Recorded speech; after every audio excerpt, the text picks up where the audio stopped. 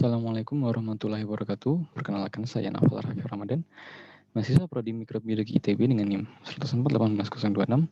Kali ini akan bercerita tentang pendekatan metabolimik untuk seleksi galur dalam peningkatan kualitas sourdough.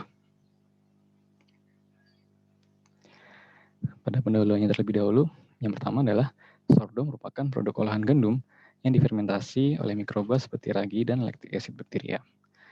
Dibandingkan dengan roti pada umumnya, sourdough mengandung lebih banyak asam organik dan antioksidan. Hal ini disebabkan oleh mikroflora sourdough yang jauh lebih bervariasi daripada roti pada umumnya, akibat dari adanya lactic acid bakteria.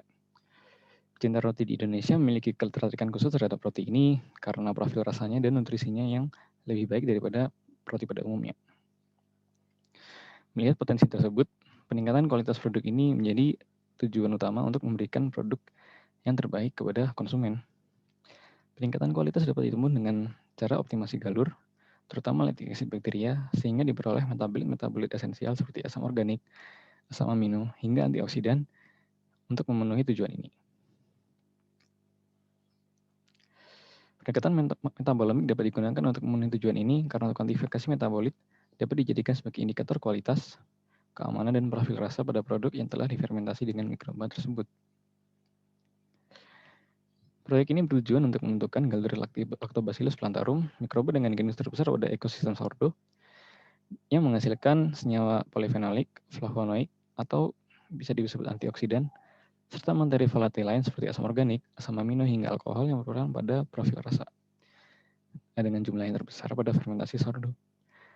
Hipotesis yang saya ajukan adalah galur L. plantarum yang mampu memenuhi tujuan tersebut adalah galur yang berasal dari ekosistem yang serupa dengan sourdough itu sendiri.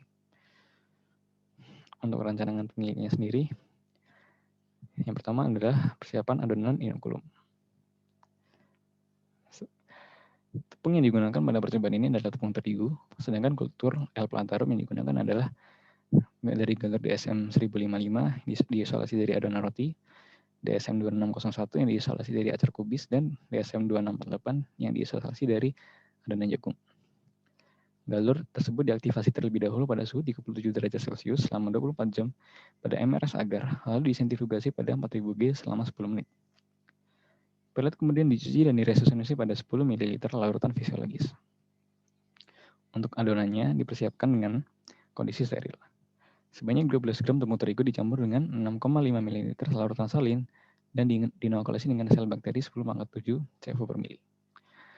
Adonan diinkubasi selama 16 jam pada suhu 35 derajat Celcius. Digunakan adonan kontrol berupa adonan yang tidak dinokulasikan dengan kultur apapun sebelum inkubasi pada kontrol 0 jam dan sesudah inkubasi yakni kontrol 16 jam. Seluruh adonan kemudian dimasukkan ke dalam vial steril dan disimpan pada suhu minus 80 derajat Celcius. Selanjutnya adalah ekstraksi polifenol bebas. Sampel adonan terlebih dahulu ditepungkan dengan nitrogen cair, kemudian untuk disimpan pada minus 20 derajat Celcius.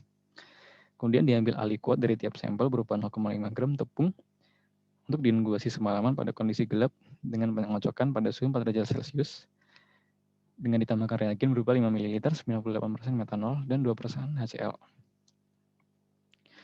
Kemudian sampel ini disentrifugasi dan diambil fasa padatnya untuk kuantifikasi polifenol dan flavonoid. Terdapat pula aliquot lain yang berfungsi untuk ekstraksi untuk analisis aktivitas antioksidan atau HPLC. Aliquot lain tersebut diambil berupa 0,5 gram bubuk yang diinkubasi pada kondisi gelap pula, namun pada suhu ruangan dengan tambahan reagennya 5 ml 95% metanol. Setelah proses sentrifugasi, diambil fasa cairnya. Kemudian untuk kuantifikasi polifenol dan flavonoid total serta aktivitas antioksidan dilakukan menggunakan spektrofotometer pada panjang gelombang yang tertentu serta reagen tertentu. Kuantifikasi polifenol digunakan reagen Volin-Jocalte untuk diinkubasi pada 765 nanometer. Untuk kuantifikasi flavonoid menggunakan reagen seperti natrium nitrat, aluminium klorida, hingga natrium hidroksida untuk diukur pada panjang gelombang 510 nanometer. Dan untuk aktivitas antioksidan diukur menggunakan reagen ABTS dan diamati pada panjang lubang 734 nanometer. Selanjutnya untuk kuantifikasi polifenol spesifik dengan HPLC-DAD dilakukan untuk mengukur kadar polifenol spesifik seperti katekin, epikatekin, dan antioksidan lainnya. Langkah-langkahnya adalah ekstrak terlebih dahulu dipreparasi dengan cara dilut pada kolom strata X dan dihalusi dengan metanol sebelum dimasukkan ke dalam HPLC. Setelah eluat tersebut dikeringkan, kemudian diresuspensi dengan campuran asetonitril dan asam nitrat berupa eluen dari HPLC. Selanjutnya, ekstrak tersebut kemudian dilarut ke dalam HPLC dan gradien asetonitril serta asam nitratnya telah ditentukan. Kuantifikasi materi volatil lain dapat dianalisis menggunakan SPME GCMS atau Solid Phase Microextraction, gas chromatography, dan mass spectrometry. Dilakukan kalibrasi terlebih dahulu, yaitu melakukan running pada injektor kosong. Kemudian tiap sampel juga perlu dipersiapkan terlebih dahulu dengan cara mengambil 5 ml dari tiap sampel yang telah ditepungkan untuk diancarkan pada vial 10 ml. Kemudian injeksi sampel ke dalam alat dapat dilakukan. Data kromatogram yang diperoleh langsung dikonversi oleh aplikasi XCMS sehingga data numerik bisa segera diperoleh. Untuk dilakukan analisis statistik pada tahapan selanjutnya. Analisis statistik digunakan untuk mengelaborasikan seluruh data numerik yang diperoleh. Dan elaborasi ini dapat dilakukan dengan metode two-way hierarchical clustering analysis dengan hasil akhirnya berupa heat map.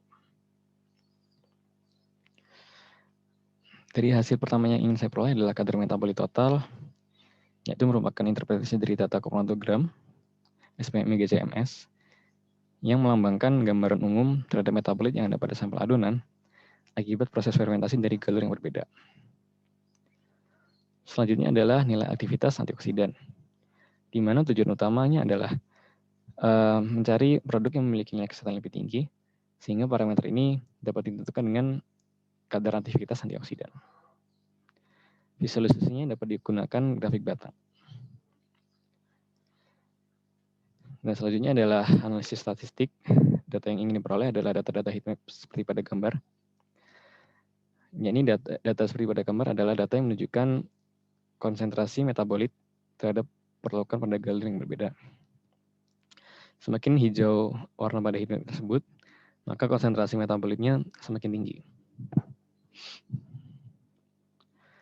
Dan kemudian adalah yang terakhir adalah heatmap dari konsentrasi polifenol atau senyawa antioksidan terhadap tiap galur yang berbeda dan memiliki urgensi yang sama. Ketika warna pada heatmap semakin hijau, maka konsentrasi senyawa tersebut semakin tinggi pada tiap sampel. Untuk rencana anggarannya sendiri, saya memilih beberapa bahan-bahan yang sekiranya mungkin sulit ditemukan pada laboratorium, yaitu MRS agar, yaitu kultur plantarum yang spesifik tersebut, yakni DSM 1055, DSM 2601, dan DSM 2648, maaf ada sedikit kesalahan pengetikan, serta reagen Valin-Ciocaldo untuk analisis spektrofotometri, tepung gandum sebagai bahan utama, lalu reagen ABTS untuk analisis kadar antioksidan.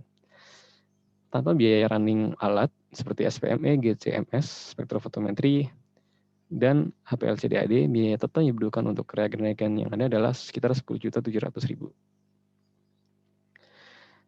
Dan berikut merupakan daftar pustaka yang saya gunakan dalam penyusunan proyek ini. Terima kasih.